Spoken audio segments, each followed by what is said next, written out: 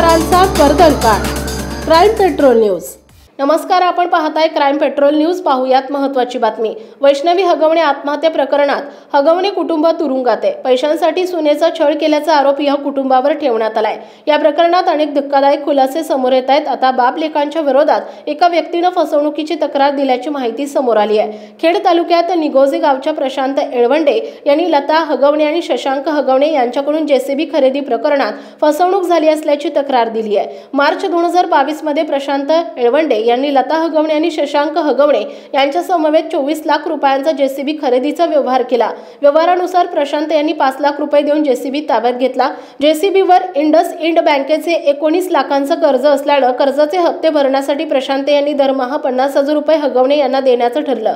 त्यानुसार प्रशांत यांनी लता हगवणे यांच्या खात्यात 6,70,000 रुपये जमा केले। मात्र हगवणे यांनी ही रक्कम स्वतःसाठी वापरली आणि बँकेचे हप्ते भरले नाहीत।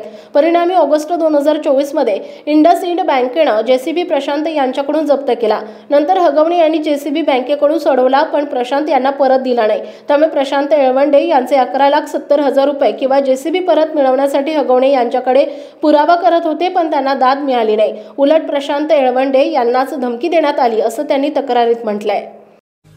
आपल्या परिसरातील महत्त्वाच्या बातम्या पाहण्यासाठी आमच्या क्राईम पेट्रोल न्यूजच्या चॅनलला सबस्क्राइब करा आणि बेल आयकॉन प्रेस करा।